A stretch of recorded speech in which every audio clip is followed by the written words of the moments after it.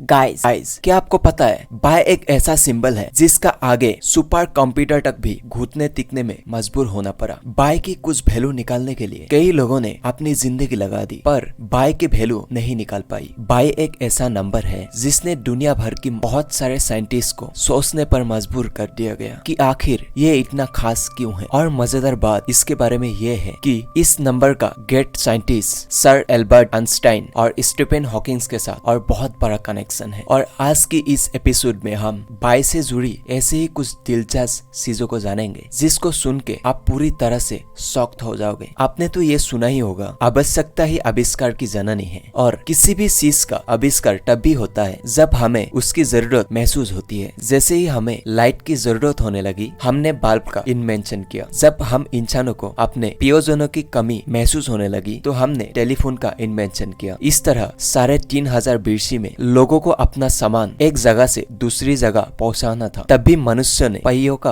आविष्कार किया। पर पहिए पूरी तरह से गोल न बनने के कारण सामान गिरने का जख्म बना रहता था और बहुत सारी परेशानियां उठानी पड़ती थी। जैसे समय बीतता गया वैसे पहिया गोल होने लगे और लोगों ने समझा कि किसी पहिए का डायमीटर 7 यूनिट है और उसकी सर्कमफ्रेंस 22 यूनिट की होनी चाहिए, तब भी पहिया गोल हो पाएगा। इसी से इंसानों ने जाना कि किसी की सर्कल का डायमीटर उसकी सर्कमफ्रेंस का रेशो एक कांस्टेंट होगा, चाहे वो सर्कल छोटा हो या बड़ा, लेकिन वो कांस्टेंट की वैल्यू हमेशा सेम रहेगी। और उसे नाम दिया गया बाय। बाय ग्रीक अल्फाबेट का 16वां अक्षर है। उस कांस्टेंट का नाम बाय रखने का ये कारण हो सकता है कि ग्रीक भाषा में सर्कमफ्रेंस को पेरीफेरी और पेरीमीटर को पेरीमेट्री कहा जाता है। पर आप कहेंगे कि हमने स्कूल में बाय की वैल्यू 22/7 और 3.14285 पर ही थी। पर मैं आपसे कहूँ ये झूठ है, क्योंकि बाय तो एक इरेशनल नंबर है, ऐसे नंबर जो रिपीट और कभी खत्म नहीं होते। पर बाय की असल वैल्यू डेसिमल की 5 प्लेस बाद तक है, यानी कि 3.14159। इस चीज को जानने के लिए कभी न कभी बाय की वैल्यू खत्म हो गई। सुपर कंप्यूटर ने बाय की डेसिमल की बाद 5 ट्रिलियन से भी ज्यादा वैल्यू निकाली, पर अंत में सुपर कंप्यूटर ने भी हार मान ली। और इसके अलावा बहुत सारे महान साइंटिस्ट बाय की वैल्यू निकालते निकालते खुद तो गुजर गए, परंतु बाय की वैल्यू आज भी एक बहुत बड़ा रहस्य बना हुआ है। अब मैं आपको बाय से जुड़ी कुछ अनोखे रहस्यों के बारे में बताऊंगा। क्या आपको पता है कि एक जर्मन मैथमेटिशियन जिनका नाम लुडन फुगल था, उन्होंने पूरी जिंदगी बाय की 35 वैल्यू निकालने में लगा दी। जैसे दुनिया भर में बहुत सारे फेस्टिवल सेलिब्रेट किया जाता है, ऐसे ही बाय डे को भी सेलिब्रेट किया जाता है। बाय डे 14 मार्च को 1:59 को बनाया जाता है और इसी टाइम पे बनाने के पीछे एक बहुत बड़ा लॉजिक छुपा हुआ है। इस चीज को समझने के लिए हमें एक बार फिर बाय की वैल्यू पर आना होगा। अगर आप बाय की डेसिमल के बाद 2 डिजिट देखोगे, यानी कि 3.14, अब तो आप आसानी से बाय डे के पीछे छुपे हुए राज को जान पाओगे। और बाय डे की टाइम को समझने के लिए बाय डे की डेसिमल के बाद 3 वैल्यू को और देखना होगा, क्योंकि 3.14159 है। और आप बाय डे के मिस्ट्री को समझ ही गए होंगे और आप बाय डे से जुड़ी उन बातों को सुनोगे जिसको सुनकर